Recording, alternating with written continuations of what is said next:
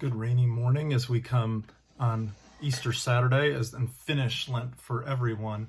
If you tried to tune in early this morning, I'm sorry that it was a little bit late.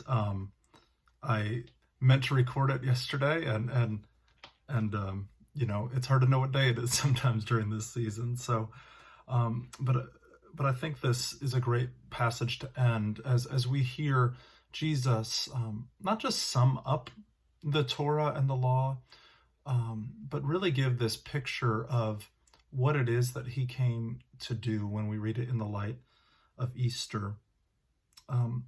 We remember that the law of Israel was not meant to stifle life, but instead was meant to set apart the people of Israel as the light of the world. And what happens, right, is that Jesus perfectly loves God and loves neighbor. And he does this not just by moral example in his life, but especially through his death on the cross, and then ultimately gives us a new way of living into this law through the resurrection.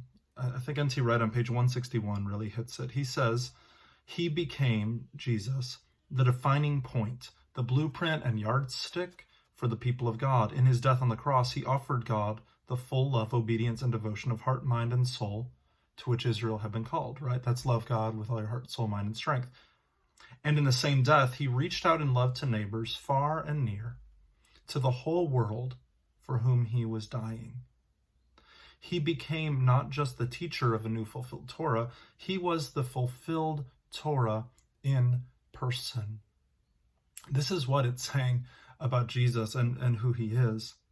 And then it continues, right?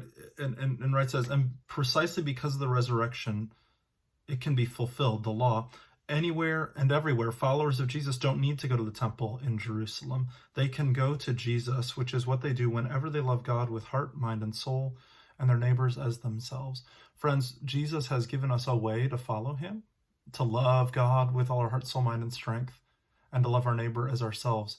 And as much as we know this is hard, Jesus also gives us the power to follow him and to do this. We know that loving God with everything and loving others is the best way to live. We know, especially in times like these that are so precarious and strange, that indeed, what else is there but to love God with all of who we are, and to know that Jesus has perfectly done this on our behalf. And so what we're doing is somehow participating in his life. What an encouragement. And I pray that this book has been an encouragement to you.